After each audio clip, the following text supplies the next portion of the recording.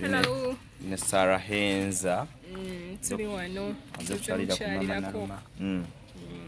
Embeera gy'alimu yo kati teyeeraliikiriza. Wamulabako nga mulwadde emabega?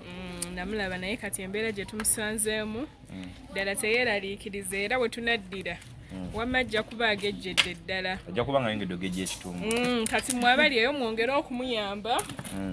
N'okwongera omusabira n'okwongera okudduukirira emiranga nga gino nga gikubiddwa. Abaana wajja omufunira ennaku gy'omubulye ku bigambo ebimuzzaamu essuubi especially eby'omukwano. Era nkomawo ngenda kujja munnyonnyola nnyinza n'omufunirayo omwami. Simanyi aba SB4. Omwongereko SB4.